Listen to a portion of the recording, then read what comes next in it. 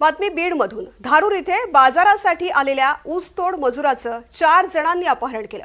या मजुराला घेऊन जाताना या 4 जणांपैकी एकाने आडसकर साहेबांची भेट घालून याला सोडून देतो असं सांगितलेलं होतं। तेव्हापासून हा मजूर गायब आहे। दिनकर मैंद असं या ऊसतोड मजुराचं नाव असून त्याच्या पत्नीने आता धारूर पोलीस ठाण्यात या प्रकरणी तक्रार दिलेली आहे। यावरून 4 अज्ञातांविरोधामध्ये गुन्हा देखील दाखल करण्यात आलाय। दरम्यान आता राष्ट्रवादी काँग्रेसचे नेते तथा साखर कारखानदार रमेश आडसकर यांची एक ऑडिओ क्लिप देखील समोर आली आहे। यामध्ये रमेश आडसकर हे माणूस माझ्याच गावामध्ये आहे, काही पैसे भरायला सांगा असे संबंधित मजुराच्या नातेवाईकाला सांगतात। दरम्यान आता माझ्या पतीला काहीही झालं तर त्याला आडसकरच जबाबदार असतील अशी प्रतिक्रिया दिनकर मैंद यांच्या पत्नी सीमंता मैंद यांनी दिलेली आहे।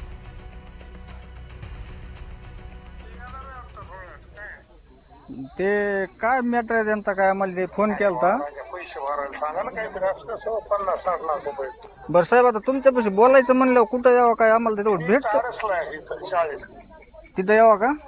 नाही, काही यायची गरज नाही, ते मुकादम आमचं बोलणं चालू आहे तिथं। हां, मी सुनीता दिनकर मैंद, माझे मालक काल दारूच्या बाजारला आले होते। काळ्या कलरची गाडी आणून 2-4 जणांनी उचलून नेले आणि म्हणले की रमेश आडसकरला भेटून इथं माघारी आणून सोडतो।